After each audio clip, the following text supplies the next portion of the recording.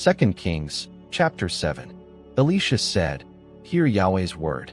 Yahweh says, tomorrow about this time a seah of fine flour will be sold for a shekel, and 2 seahs of barley for a shekel, in the gate of Samaria."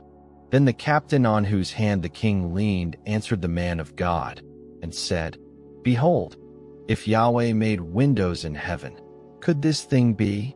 He said, "Behold, you will see it with your eyes, but will not eat of it." Now there were 4 leprous men at the entrance of the gate. They said to one another, "Why do we sit here until we die? If we say, 'We will enter into the city,' then the famine is in the city, and we will die there. If we sit still here, we also die. Now therefore come, and let us surrender to the army of the Syrians. If they save us alive, we will live, and if they kill us, we will only die." They rose up in the twilight to go to the camp of the Syrians. When they had come to the outermost part of the camp of the Syrians, behold, no man was there. For the Lord had made the army of the Syrians to hear the sound of chariots and the sound of horses, even the noise of a great army. And they said to one another, "Behold, the king of Israel has hired against us the kings of the Hittites and the kings of the Egyptians to attack us." Therefore they arose and fled in the twilight, and left their tents, and their horses, and their donkeys, even the camp as it was, and fled for their life.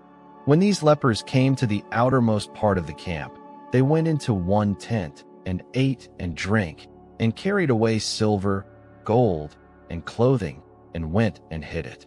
Then they came back, and entered into another tent, and carried things from there also, and went and hid them. Then they said to one another, "We aren't doing right. Today is a day of good news, and we keep silent. If we wait until the morning light, punishment will overtake us.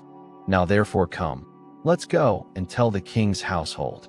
So they came and called to the city gatekeepers, and they told them, "We came to the camp of the Syrians, and behold, there was no man there, not even a man's voice, but the horses tied, and the donkeys tied, and the tents as they were."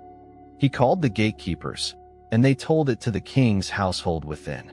The king arose in the night, and said to his servants, "I will now show you what the Syrians have done to us. They know that we are hungry. Therefore are they gone out of the camp to hide themselves in the field, saying, 'When they come out of the city, we shall take them alive, and get into the city.'" One of his servants answered, "Please let some people take 5 of the horses that remain, which are left in the city. Behold, they are like all the multitude of Israel who are left in it. Behold, they are like all the multitude of Israel who are consumed. Let us send and see." Therefore they took 2 chariots with horses, and the king sent them out to the Syrian army, saying, "Go and see." They went after them to the Jordan, and behold, all the path was full of garments and equipment which the Syrians had cast away in their haste. The messengers returned and told the king. The people went out and plundered the camp of the Syrians. So a seah of fine flour was sold for a shekel, and 2 measures of barley for a shekel, according to Yahweh's word.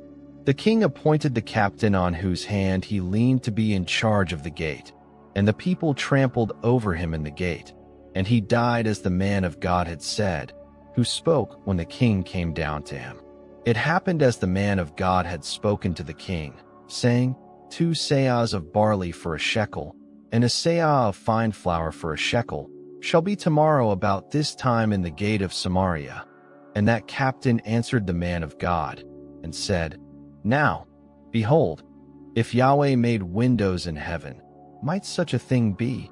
And he said, "Behold, you will see it with your eyes, but will not eat of it." It happened like that to him, for the people trampled over him in the gate, and he died.